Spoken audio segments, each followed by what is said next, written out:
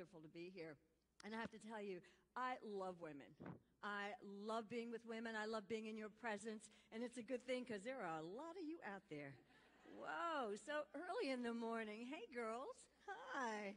And congratulations to all the women that got different awards. You know, it's really pretty awesome to see women showing up not only for themselves, but for each other. And that's what ABWA is all about. You get to show up for yourselves first, and then you get to show up for other people. And it's pretty amazing. I also want to tell you that it's nice to actually have been invited to an ABWA event instead of, how would you say, crashing an ABWA event. Last December, I was in New York attending a women's legal conference. It was the Association of Black Women Attorneys, and it was an event that was held at Verizon Center around Midtown Manhattan. The only thing is I didn't realize that there were two ABWAs. And so it took me all of about 30 minutes after sitting in your meeting realizing, oh my God, I'm in the wrong place. You know, it's like, hello, go figure that. I mean, coming up on 60 years old and I don't even know that I'm in the wrong place. So this time it's really nice to actually have been invited here. So I, you know, not a crasher, I'm an invitee. So that is so cool.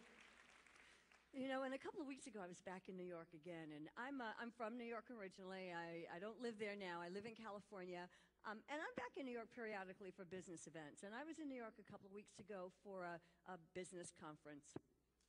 And this time I was, you know, I was amazed at a lesson that I learned. I had an experience this time in New York that was really unlike any other experience I've had when I've been there. And, you know, I was there for a business conference, and I was staying at a hotel in the Times Square area on 54th and 7th Avenue. And for those that have been to New York before, especially if you've been there, let's say, 20 years ago, I don't know if you guys are that old, but if you were there, yeah, one hand up there with me, okay.